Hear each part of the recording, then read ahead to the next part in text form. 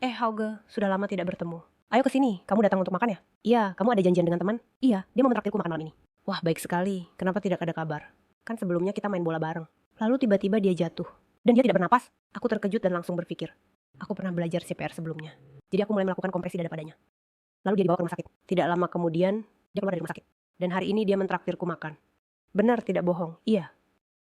Tidak mungkin, tidak mungkin. Tapi yang kamu sebut tadi itu apa? Apa itu? Kamu tidak tahu. Cepat bilang. Oke, aku yang bilang.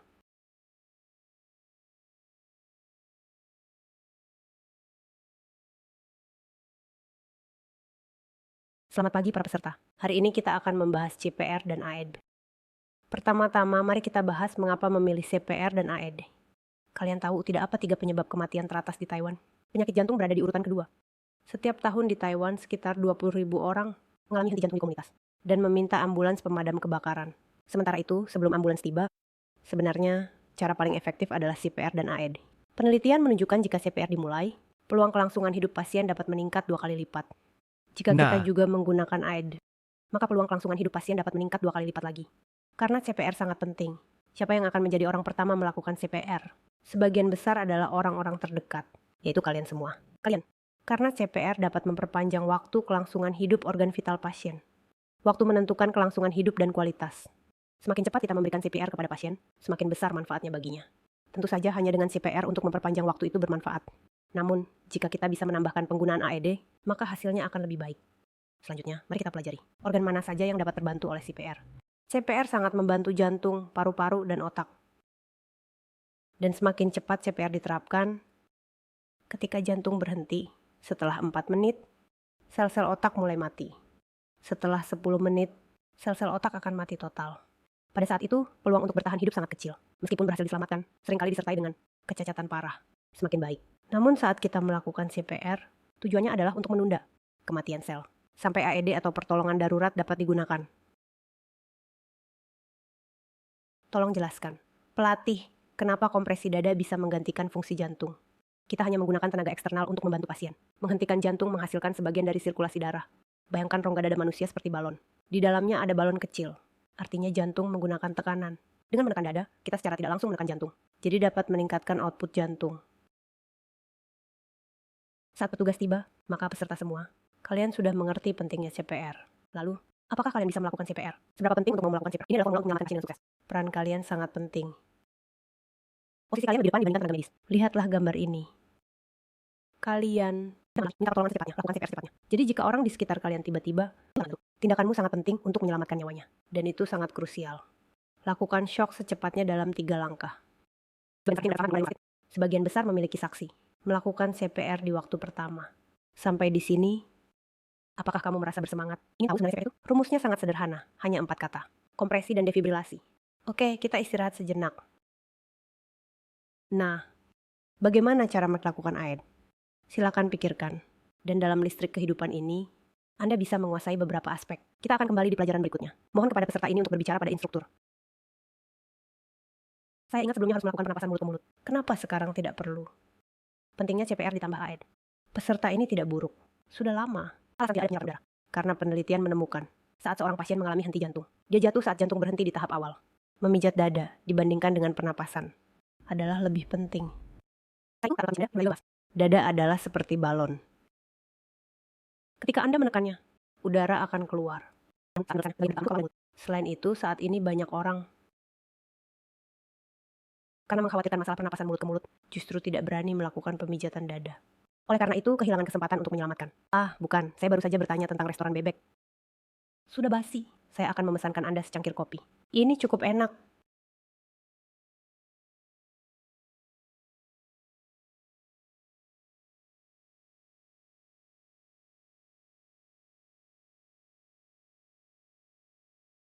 Cobalah. Kopi ini tidak buruk. Oh baiklah, kita lanjut bicara. Di akhir pelajaran sebelumnya kita membahas tentang pemijatan.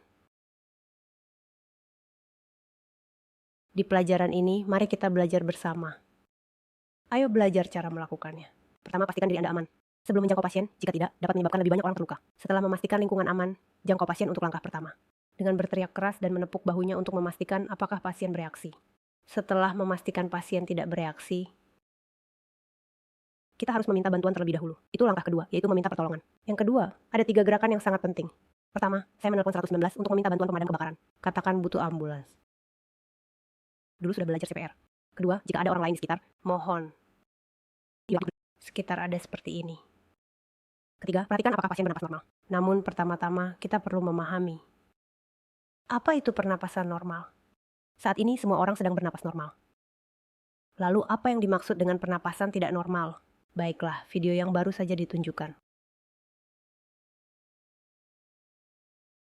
Adalah contoh pernapasan tidak normal. Itu mirip dengan ikan paus, menunjukkan perilaku di luar air. Berjuang untuk bernapas. Dia segera mencari air. Ketika Anda melihat pernapasan seperti itu, Anda harus menyadari bahwa Anda harus siap untuk mulai melakukan CPR.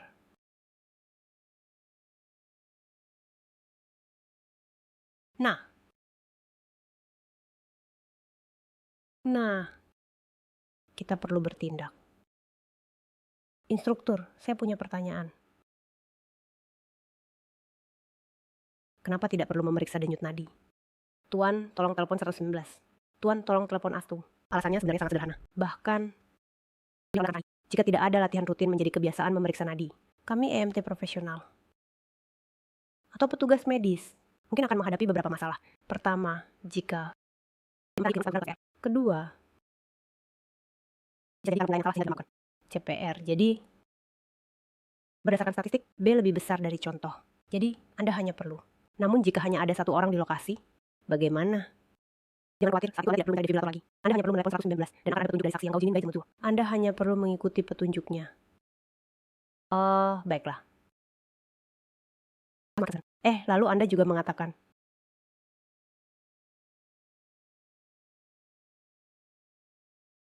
menekan apa? Apa yang harus ditekan? Mari saya jelaskan. Semua peserta, kita siap untuk belajar langkah 3. Bebek itu adalah tekanan dada. Ini juga merupakan tujuan utama pelajaran ini. Tekan kuat-kuat. Segera tekan dada kembali. Jangan berhenti. Ini adalah kunci dada. Pertama, kita harus memahami posisi yang akan ditekan. Posisi itu adalah garis antara tulang dada dan puting susu. Titik pertemuan tekan keras untuk kedalaman. 5 hingga 6 cm. Cepat-cepat tekan. Ini tentang kecepatan. 100 hingga 120 kali per menit. Kembali. Pastikan setiap tekanan dapat kembali ke posisi semula. Lihatlah diagram potongan dada babi ini. Ketika kamu mulai menekan dari titik tertinggi dada, pastikan setiap tekanan dapat kembali ke posisi itu. Dan untuk bagian tengah, tekan dada terus-menerus. Tanpa henti. Lihat ini sama. Jika penekanan dada terputus, aliran darah jantung langsung akan menurun. Dan perlu waktu penekanan dada yang berkelanjutan. Untuk mencapai puncak tertinggi. Jadi jika bisa terus menekan, usahakan untuk tetap melanjutkan sekarang. Mari kita lihat bagaimana cara menekan dada yang benar. Tarik napas penuh.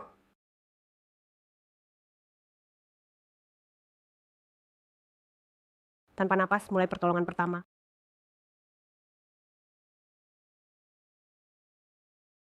Instruktur, bagaimana saya bisa tahu kualitas tekan dada saya?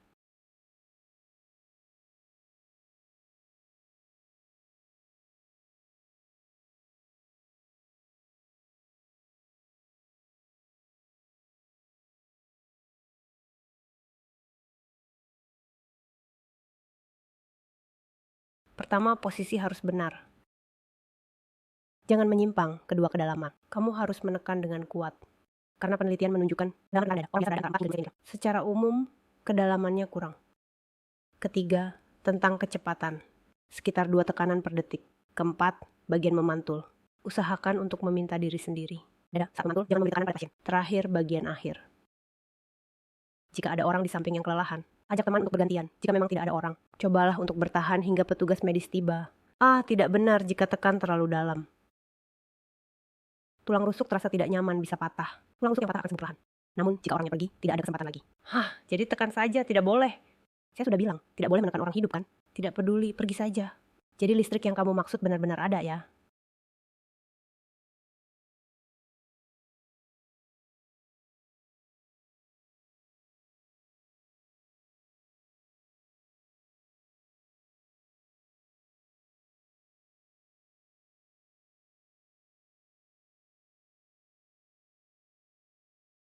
Tentu saja benar-benar ada. Apakah sama seperti di serial TV? Yang tersengat akan kembali hidup. Dengar, saya katakan padamu. Akhirnya, kita akan bicara tentang listrik yang disebut defibrilator. Dan napas baru bisa memutuskan tentang CPR. Oke, baiklah, listrik. Merujuk pada elektroda, yaitu menggunakan AED di kelas tentang berbagai jenis AED. Jadi apa prinsip kerja AED? Akan berubah menjadi bergetar. Tapi getaran ini tidak efektif. Jantung tidak bisa berkontraksi dengan efektif. Mengalirkan darah keluar. Detak jantung orang normal seperti pada grafik 1. Sedangkan kadang-kadang jantung bergetar. Pada saat itu, CPR dapat membantu membuat jantung mempertahankan aliran yang minimal, membiarkan sel jantung memiliki cukup energi. Saat ini AED harus digunakan. Setelah menggunakan AED, detak jantung mungkin berubah menjadi garis pada grafik 3. Pada saat itu, detakan jantung akan diatur ulang. Mengambil perumpamaan dari ponsel. Kadang-kadang ponsel berfungsi aneh atau berjalan sangat lambat. Kita biasanya akan merestart. Pada saat itu, melalui CPR, ada kesempatan detak akan kembali ke mode normal. Jantung. Begitu pula, AED berfungsi untuk me-restart jantung. Bahwa ada banyak jenis AED. Apakah metode penggunaannya juga beragam? Sebelum melihat video demonstrasi, kita harus memberi pemahaman. Ini tidak perlu dikhawatirkan. Langkah-langkah penggunaan AED selalu sama. Dan sangat mudah pada saat yang menghubungkan elektroda.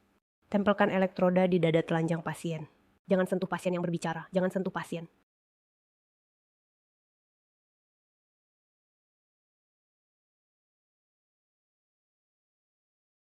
Ganti posisi.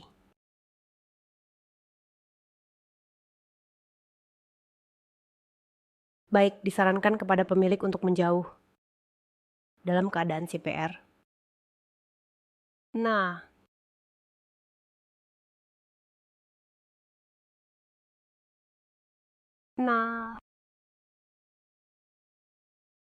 semakin cepat menggunakan AED, semakin besar bantuan yang bisa diberikan kepada pasien.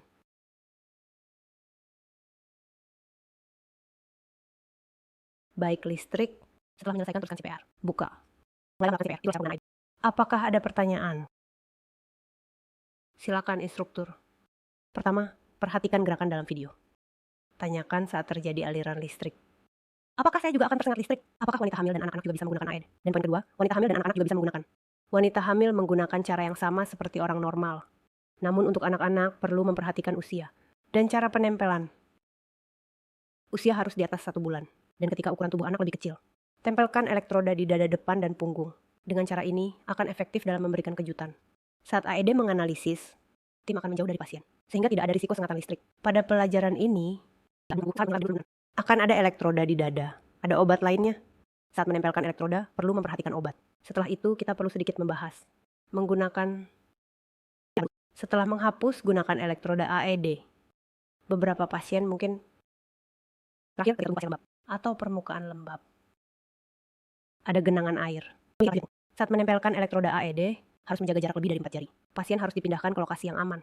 Dan setelah dibersihkan, baru bisa menggunakan AED. Saat ini, kita akan bersiap untuk melakukan pembagian kelompok. Pertama, hal yang harus dikomunikasikan oleh pelatih adalah, pelatih bukan tenaga medis.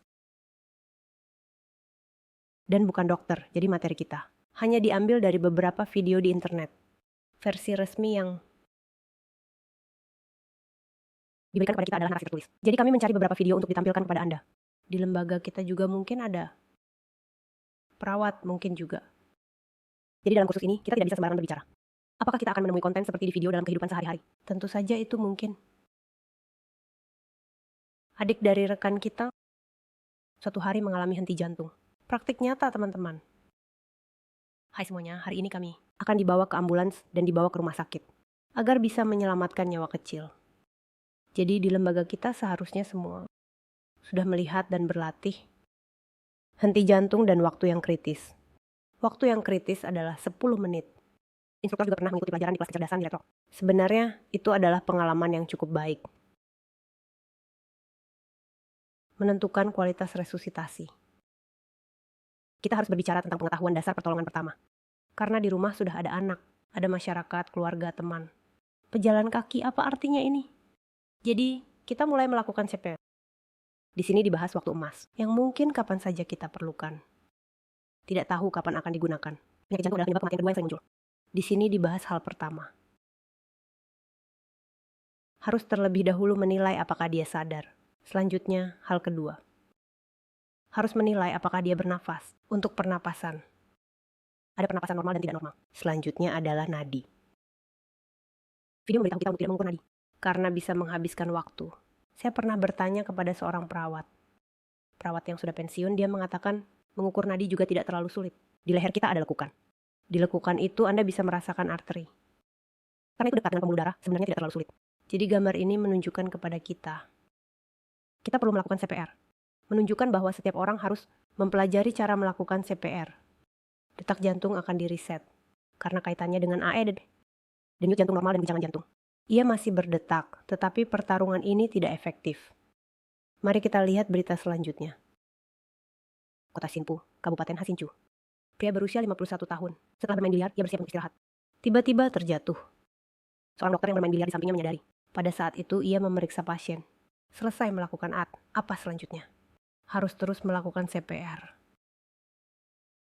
Ada 2 di sini. Kemudian melanjutkan dengan prosedur CPR tingkat lanjut. Setelah 4 kali defibrilasi, pasien berhasil diselamatkan dari ambang kematian. Kami menemukan 3 hal di sini. Yang pertama, dia sangat beruntung. Kebetulan ada dokter di dekatnya. Kedua, dia masih dalam permainan biliar. Ini berarti serangan jantung tidak ada hubungannya dengan olahraga. Baik yang berolahraga maupun tidak dapat mengalami serangan jantung. Setelah 4 kali defibrilasi, jadi proses defibrilasi tidak hanya 1 kali, gambar tanpa tanda hayat. Segera melakukan CPR. Pertolongan pertama, tidak lama setelah itu, petugas pemadam kebakaran yang mendengar perintah misi AED, setelah dirawat di rumah sakit, dia sadar kembali. Selanjutnya, kita masuk ke tema percobaan pertolongan pertama kami. Kursus kami akan membahas perkenalan percobaan pertolongan pertama. Mengenal trauma. Setelah sekali memakai pemanas, harus terus melanjutkan. CPR melakukan serangkaian CPR, disebut pernapasan buatan. Alat defibrilator otomatis eksternal. Setelah itu melakukan kejutan lagi. Total. Juga membahas tentang panas. Dan kelelahan panas serta luka bakar. Terakhir kami juga memiliki kuesioner kecil. Mari kita lihat isi kontennya. Di sini membahas tentang pengemudi mobil kecil. Selain memahami keterampilan mengemudi, pengetahuan tentang struktur kendaraan dan lainnya, juga harus tahu tentang pengetahuan dan cara penanganan ketika mengalami kecelakaan. Seperti kecelakaan mobil, termasuk menghentikan pendarahan, patah tulang, CPR, sudah dilakukan 4 kali. Baru bisa kembali 1 kali, dan juga CPR. Serta penanganan sengatan panas dan kelelahan panas. Diharapkan dapat mengurangi cedera akibat kecelakaan. Sebenarnya, saya rasa ini seharusnya pengetahuan yang harus dipelajari oleh setiap orang. Perkenalan percobaan pertolongan pertama. Definisi dan tujuan pertolongan pertama adalah ketika seseorang mengalami kecelakaan, cedera atau penyakit mendadak. Saat peralatan medis tidak memadai, sebelum dipindahkan ke rumah sakit, sebelum petugas medis tiba, memberikan tindakan pertolongan darurat segera kepada korban.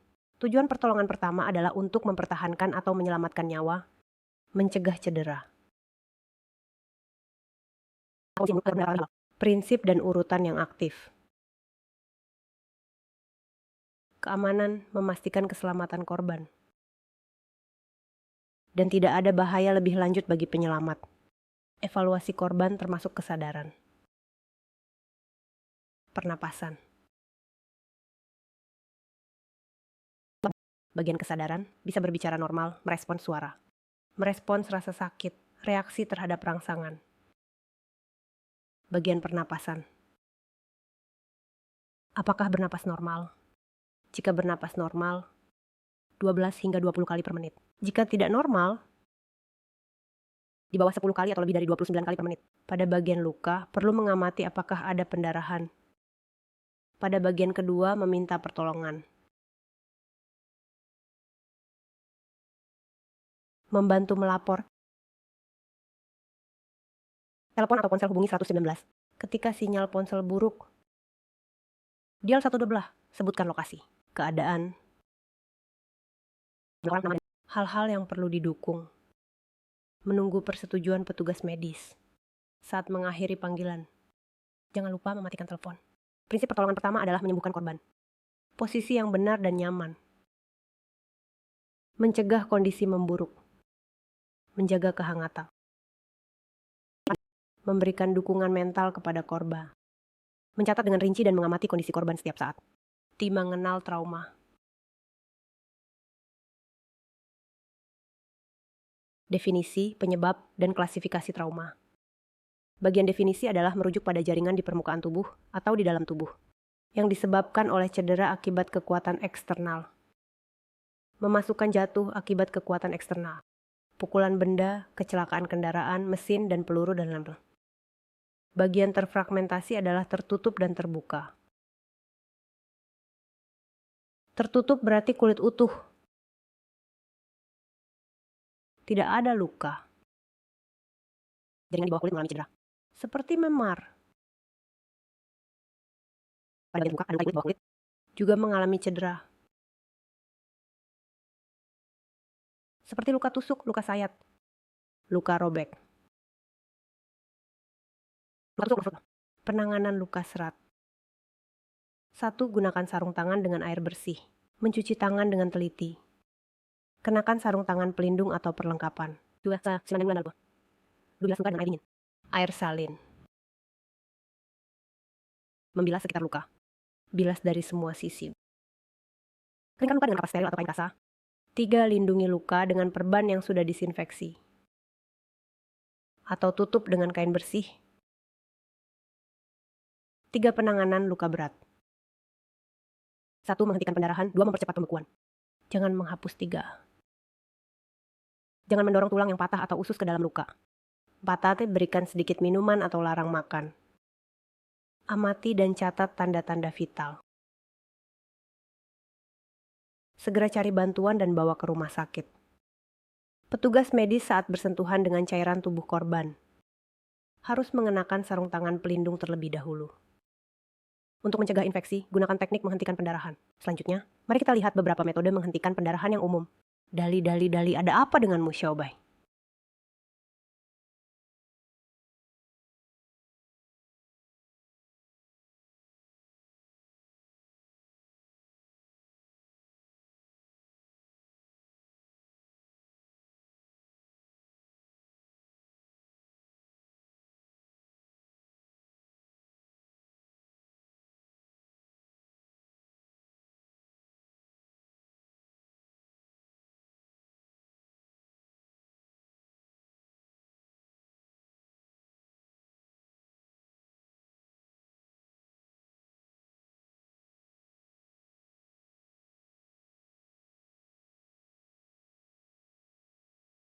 Aku sangat kedinginan.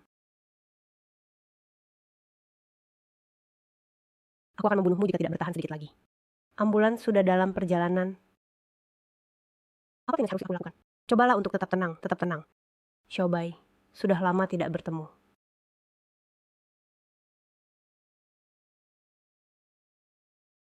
Mengapa kamu terlihat sedikit terbebani? Melihat foto Dali ini, teringat jika aku bisa datang lebih awal mencarimu. Akan lebih baik jika aku belajar keterampilan pengetahuan ekonomi. Dengan begitu, ketika dia terluka, aku tidak akan merasa begitu putus asa. Kamu juga tidak perlu terlalu menyalahkan diri sendiri. Aku datang terlambat ke sekolah. Aku ingin belajar pertolongan pertama. Aku tidak ingin merasakan tidak berdaya ini lagi. Terutama teknik menghentikan pendarahan darurat. Mungkin ini dapat mencegah lebih banyak insiden tragis terjadi. Betul, belajar teknik menghentikan pendarahan darurat dapat membantu. Korban pendarahan parah sebelum mobil ini tiba. Menjadi pahlawan penyelamat jiwa para penonton. Ketika Anda menghadapi cedera, apakah Anda juga berpikir, apa yang bisa saya lakukan untuk korban? Menurut statistik, 35% kematian akibat trauma disebabkan oleh pendarahan parah. Fungsi darah manusia adalah untuk mengangkut oksigen ke berbagai organ tubuh, untuk menjaga fungsi normalnya. Seorang dewasa memiliki sekitar 5 liter darah. Dalam kasus pendarahan arteri, jumlah kehilangan darah per menit bisa mencapai lebih dari setengah botol air mineral jika tidak mendapatkan pertolongan segera. Mungkin dalam waktu 5 menit sudah bisa kehilangan nyawa. Di Taiwan, rata-rata ambulans tiba di lokasi dalam waktu 4 hingga 8 menit. Oleh karena itu, menghadapi korban pendarahan parah, hanya mengandalkan 119 tidaklah cukup. Jika ada orang di sekitar yang dapat memberikan pertolongan pertama, maka peluang untuk menyelamatkan nyawa atau mencegah cedera akibat pendarahan jadi dapat dihindari. Hari ini, materi yang akan kami adalah berdasarkan kursus penelitian pendaraan darurat dari Amerika, yaitu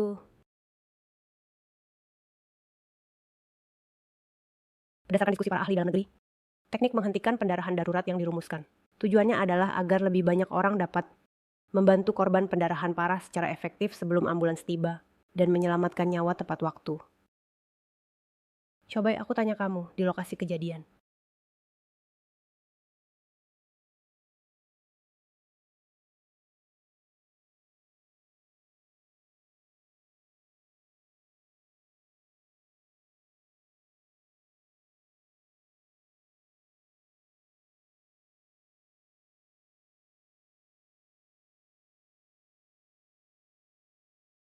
Apa hal pertama yang harus kamu lakukan?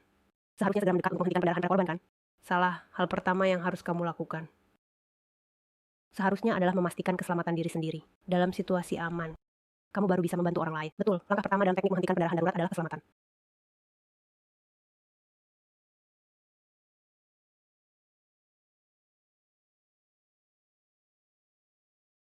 Keselamatan dirimu adalah prioritas utama.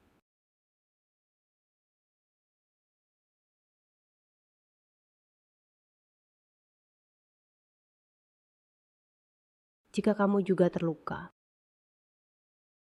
tidak akan bisa membantu siapapun, bahkan bisa menjadi korban lain. Jadi, harap perhatikan apakah ada potensi bahaya di lokasi. Misalnya, di lokasi kecelakaan mobil. Mungkin ada banyak pecahan kaca atau masalah kebocoran bahan bakar. Di lokasi bencana gempa, mungkin ada masalah dengan ubin yang terus jatuh atau kebocoran gas. Begitu lokasi menjadi tidak aman karena faktor apapun, kamu harus segera pergi. Jika ada waktu dan tenaga yang lebih, barulah pikirkan untuk memindahkan korban. Dalam proses membantu menangani luka,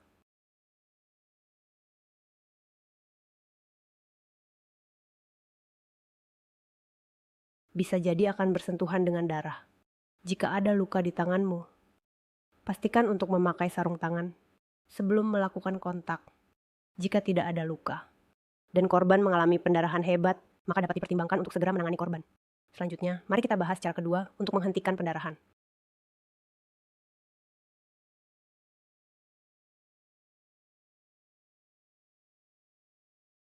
Konten pelaporan sangat krusial.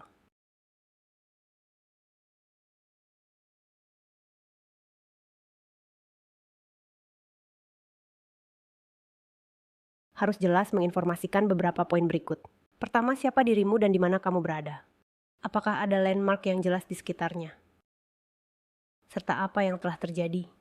Misalnya, apakah itu kecelakaan mobil atau kecelakaan lain? Kedua, jumlah korban dan kondisi luka mereka. Ketiga, apakah ada ancaman keamanan lainnya? Seperti kebakaran atau bangunan yang tidak stabil. Melalui informasi ini, petugas 119 dapat dengan cepat menilai dan memberikan bantuan yang tepat waktu setelah kita selesai melaporkan ke 119.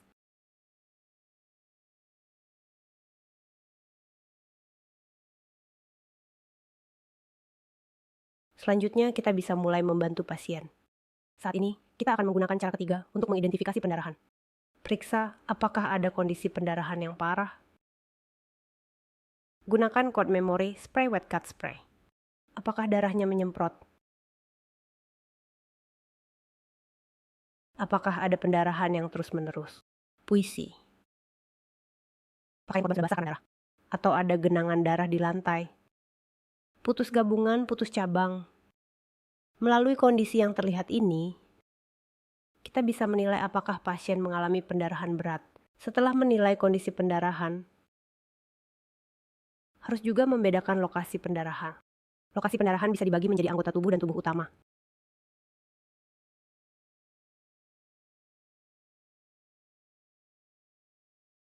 Juga pertemuan termasuk leher. Nah, mengapa kita perlu membedakan posisi awal dengan jelas? Karena titik pendarahan di lokasi yang berbeda. Memiliki strategi penghentian pendarahan yang berbeda. Dengan begitu, kita tahu cara terbaik untuk menghentikan pendarahan. Prinsip menghentikan pendarahan adalah memperlambat aliran darah.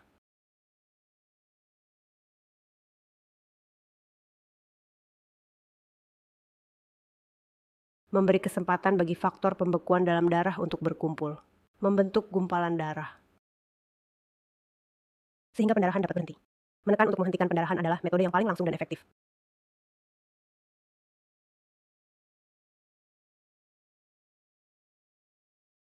Cukup untuk menghentikan sebagian besar pendarahan.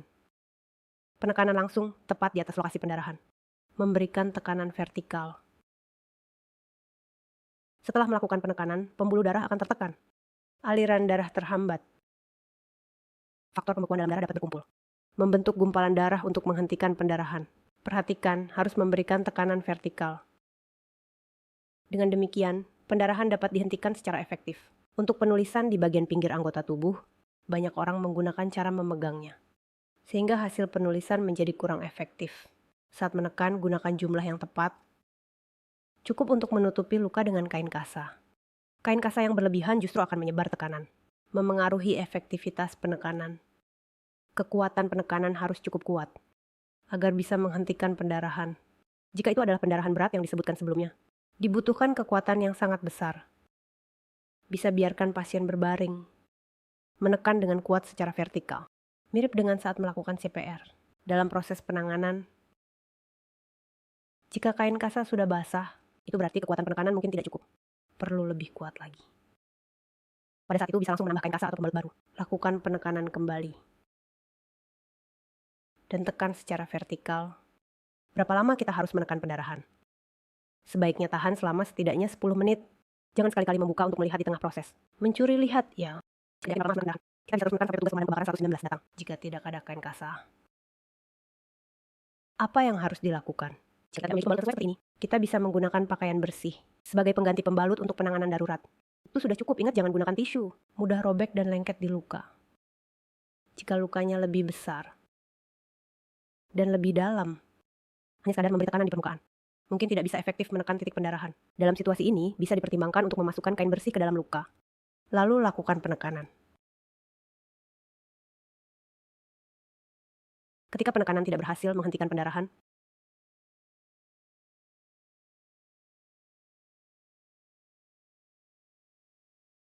atau jika Anda tidak dapat melakukan teknik ini, maka harus menggunakan turniket. Turniket hanya boleh digunakan untuk pendarahan di ekstremitas.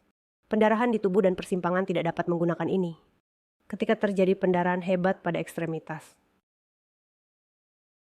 Menggunakan turniket juga merupakan pilihan yang efektif. Turniket dapat digunakan pada diri sendiri atau orang lain, memberikan penanganan pendarahan yang cepat dan efektif. Saat kita menggunakan turniket, ada beberapa hal yang perlu diperhatikan. Pertama, turniket bisa diikat di atas pakaian tipis. Namun jika bajunya tebal, harus dilepas terlebih dahulu. Kedua, hindari mengikat di bagian tulang menonjol atau persendian. Ketiga, untuk ekstremitas bawah, ingat harus diikat tinggi dan kencang. Jika ada dompet, kunci, koin, dan barang lainnya di saku, harus dihapus terlebih dahulu. Jika tidak, akan memengaruhi efektivitas turniket. Selanjutnya, demonstrasi penggunaan turniket. Kami menggunakan turniket KT generasi ke-7. Sekarang saya akan mendemonstrasikan cara penggunaan turniket diagonal. Letak di tempat penggunaan turniket adalah 58 cm di atas luka. Kita akan memasukkan sabuk melalui loop. Setelah ditarik kencang, pastikan untuk mengamankannya. Kemudian putar pegangan, sampai pendarahan berhenti. Selanjutnya, tekan sisa sabuk di atas pegangan. Terakhir, tempelkan penanda waktu di slot yang telah disediakan. Dan tulis waktu penerapannya. Di sini perlu diperhatikan. Turniket dioperasikan dengan cara memutar, pegangan memutar darah sehingga mencapai efek turniket. Oleh karena itu, pasien akan merasa sangat sakit. Kadang bahkan harus menggunakan turniket kedua, agar kita bisa mengendalikan pendarahan secara efektif. Jadi sebelum bantuan tiba, ingat jangan menghapus turniket. Setelah melihat demonstrasi dan penjelasan di atas, apakah Anda sudah memiliki pemahaman dasar tentang penggunaan turniket? Harap perhatikan 2 poin penting pertama. Turniket harus diikat di titik jantung leher, yang berarti 5-8 cm di atas luka. Kedua, jika tidak hanya tidak efektif, tapi juga dapat memperburuk situasi. Turniket memiliki banyak merek yang berbeda. Saat ini ada izin alat medis dari Kementerian Kesehatan. Dan turniket komersial yang paling umum terdiri dari 3 jenis berikut. Masing-masing adalah CAT. Tourniquet San Tourniquet. Jadi jika tidak ada kertas sepatu ganda, apa yang harus dilakukan? Jika dalam situasi mendesak, Kita memiliki bahan yang sesuai di tangan. Kita bisa membuat turniket sendiri. Bahan apa saja yang diperlukan? Bahan yang dibutuhkan adalah kain dan batang panjang. Kain harus lebar 56 cm. Panjangnya harus bisa menjangkau bagian tubuh yang akan diikat. Dan panjangnya harus cukup keras untuk menghasilkan efek putar dan diagonal. Minimal panjangnya 15-20 cm. Ketika kita tidak memiliki turniket siap pakai, meskipun kita bisa menggunakan barang di sekitar untuk membuat turniket yang sederhana, namun metode ini tidak ideal. Dan efektivitasnya terbatas. Kecuali kita memiliki bahan yang tepat dan bantuan manusia yang cukup dan dapat mengoperasikan dengan benar. Baru akan dipertimbangkan untuk melakukan ini. Dalam situasi ini lebih baik untuk memberikan penekanan langsung. Sebagai pengendalian pendarahan utama. Dan soft tourniquet. Kehidupan pasien trauma menurut American Military Medical Association ditentukan oleh tangan pertama yang memberi tekanan. Mari kita ulang lagi poin penting yang kita pelajari hari ini. Ketika menghadapi pasien dengan pendarahan akut, mnemoniknya adalah keamanan. Minta bantuan, identifikasi, dan hentikan pendarahan. Ada 2 metode untuk menghentikan pendarahan. Penekanan langsung dan penggunaan turniket. Penekanan langsung dapat digunakan untuk pendarahan di bagian manapun. Ingat untuk memberikan tekanan secara vertikal. Dan pastikan tekanannya cukup. Semoga setelah menonton video ini, Anda dapat mempelajari dan menguasai teknik penghentian pendarahan darurat ini. Mari bersama-sama menjadi pahlawan penyelamat kehidupan. Selanjutnya, mari kita lihat prinsip penanganan patah tulang. Nah,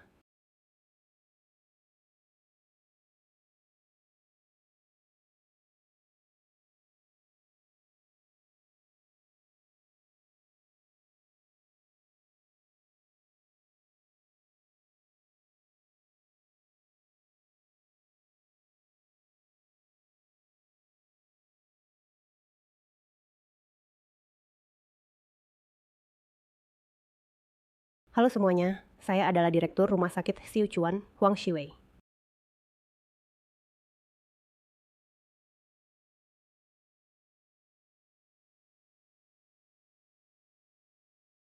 Hari ini, saya ingin berbagi dengan Anda semua sebuah prinsip kuno yang sangat dalam. Patah tulang berarti tulang mengalami fraktur. Atau muncul celah. Pada saat itu, tulang tidak dapat mendukung tubuh. Dan di sekitar tulang terdapat otot, saraf, dan pembuluh darah. Jadi saat patah tulang, bukan hanya tulang yang terluka, terdapat kemungkinan juga jaringan di sekitar mengalami cedera. Jika Anda terus bergerak, bagian yang terluka dapat mengalami kerusakan lebih lanjut. Pada patah tulang, biasanya terlihat deformitas pada anggota tubuh. Mungkin akan miring atau terkilir. Menampilkan bentuk yang tidak normal. Pada saat itu, Anda dapat menggunakan bantal atau jaket luar. Barang-barang yang lembut ini untuk mendukung area yang terluka. Untuk menghindari gerakan lebih lanjut. Jika ada tangan, cincin atau yang terluka, barang-barang tersebut harus dilepas terlebih dahulu. Agar tidak menyebabkan pembengkakan anggota tubuh yang selanjutnya membuatnya sulit untuk dilepas. Yang perlu diperhatikan adalah prioritas pertama adalah menghentikan pendarahan. Karena pendarahan dapat mengancam jiwa. Setelah kondisi pendarahan stabil, baru lakukan perawatan patah tulang. Terakhir, segera panggil para medis untuk membantu penanganan. Mari kita bersama-sama meningkatkan kesadaran pertolongan pertama. Nama resusitasi jantung paru.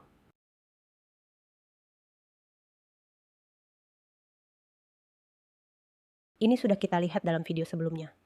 Dr. Singh telah mengatakan sebelumnya. Kami tidak akan mengulanginya di sini. Selanjutnya, mari kita lihat video tentang heat stroke dan heat exhaustion. Halo semuanya, saya adalah Dr. Ye Ruiru dari Departemen Keluarga di Rumah Sakit Chuanghe. Mengingat suhu yang terus meningkat belakangan ini, banyak orang mengalami cedera akibat panas. Oleh karena itu, kami di sini memperkenalkan heat exhaustion dan heat stroke.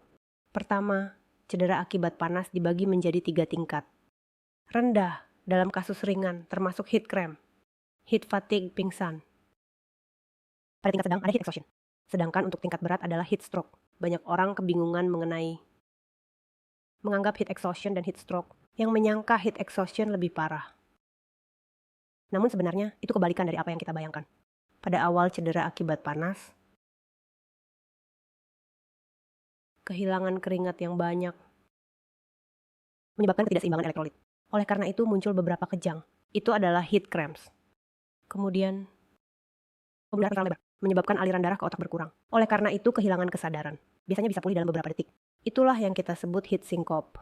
Jika tidak ditangani sampai ke tahap selanjutnya, yaitu heat exhaustion, di mana cairan dan garam terus menghilang. Menyebabkan kelelahan, keletihan, dan kondisi lemah. Bahkan beberapa orang akan merasakan sakit kepala, mual. Namun yang lebih penting adalah tidak akan ada gangguan kesadaran yang muncul. Bahkan tubuh masih dapat mempertahankan suhu tubuh. Masih berkeringat. Beberapa gejala tambahan yang dapat diamati adalah kulit yang pucat, nadi relatif lebih cepat. Namun ada beberapa rasa lemah dan tekanan darah mungkin sedikit menurun. Jika tidak terus ditangani, akan memasuki tahap heat stroke. Ada beberapa ciri khas munculnya gangguan kesadaran dan suhu tubuh melebihi 40 derajat. Kulit yang seharusnya lembab justru menjadi kering. Jika tidak diatasi, akhirnya dapat menyebabkan kematian. Gambar ini adalah untuk mengingatkan semua orang tentang heat exhaustion. Dia masih akan berkeringat, suhu tubuh merasa mungkin basah, pucat. Jika mulai memasuki tahap serius, maka tidak akan berkeringat. Suhu tubuh melebihi 40 derajat. Seberapa serius cedera akibat panas kita? Pada kenyataannya ketika cairan kita dan garam terus menghilang, pada akhirnya urin juga menghilang. Itu tentu akan menyebabkan kerusakan pada ginjal. Racun tidak bisa dibuang, suhu terus meningkat.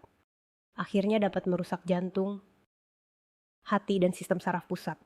Jika tidak ditangani segera, bisa mengakibatkan kematian. Sebenarnya, tubuh kita biasanya melakukan beberapa penyesuaian. Kita bisa melihat dari grafik di sudut kanan bawah. Ketika suhu tubuh normal bertemu dengan suhu yang meningkat, kelenjar keringat akan melebarkan pembuluh darah dan memproduksi keringat untuk mencapai kondisi pengaturan panas tubuh kita. Namun ketika suhu kita terlalu tinggi, atau lingkungan terlalu lembab dan panas, hingga tidak dapat mengeluarkan panas, suhu tubuh akan mulai meningkat secara perlahan. Jika terus dibiarkan, dapat menyebabkan cedera akibat panas. Orang biasa sering salah paham, mengira bahwa hanya suhu tinggi yang berbahaya. Namun, sebenarnya kita juga perlu memperhatikan kelembaban. Contoh yang paling umum adalah meskipun suhu hanya 30 derajat, jika kelembabannya mencapai 60, sudah masuk ke level bahaya yang ekstrem. Bahkan jika dalam kondisi hujan dan kelembaban mencapai di atas 90, mungkin sudah memasuki keadaan berbahaya. Belakangan, suhu di Taiwan biasanya berkisar antara 34 hingga 36 derajat, yang sudah berada dalam kondisi peringatan ekstrem. Jika suhu dan kelembaban terus meningkat, bisa dilihat kelembaban sudut sudah melewati 50%, sudah berada dalam situasi berbahaya. Oleh karena itu, semua orang harus ingat, selain suhu kita juga perlu memperhatikan kelembaban. Jika benar-benar terjadi kelelahan akibat panas dan gangguan pusat, tempat yang teduh dan sejuk. Buka pakaian untuk memberikan ventilasi. Turunkan suhu tubuh. Jika ada air dingin atau air hangat, bisa diberikan kepada pasien, tetapi ingat untuk menghindari penggunaan alkohol.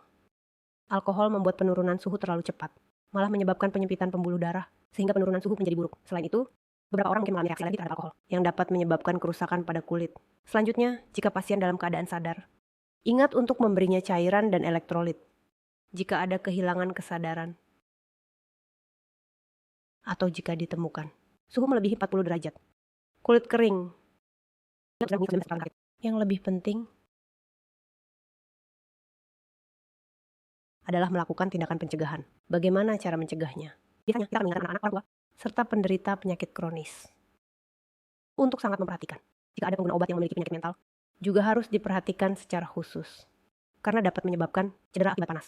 Bagaimana cara menghindarinya? Cara baik adalah memberikan cairan garam 20 menit. Suhu air sebaiknya bagaimana? Air panas, air hangat, air dingin, atau air es. Dan beberapa saluran pencernaan tidak mampu. Oleh karena itu kami menyarankan untuk memberikan air dingin. Sekitar berapa derajat? Kami menyarankan suhu antara 10 hingga 12 derajat untuk air dingin. Selain itu, jika dalam lingkungan lembab dan panas, perlu beristirahat dengan cukup, terutama jika muncul gejala tidak nyaman mengenai pakaian. Kami menyarankan untuk mengenakan pakaian yang longgar untuk menambah sirkulasi udara, dan juga memilih warna yang lebih cerah, bukan warna gelap.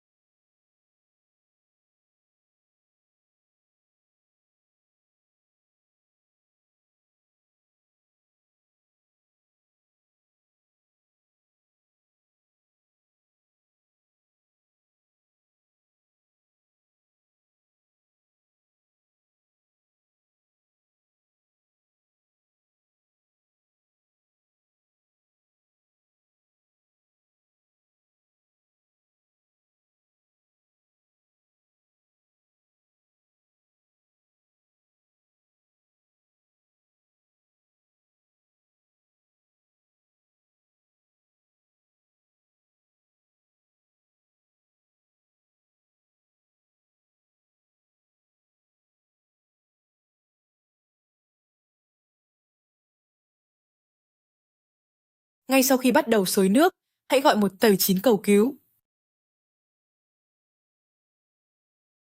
Hãy tiếp tục xối nước ít nhất 10 phút trước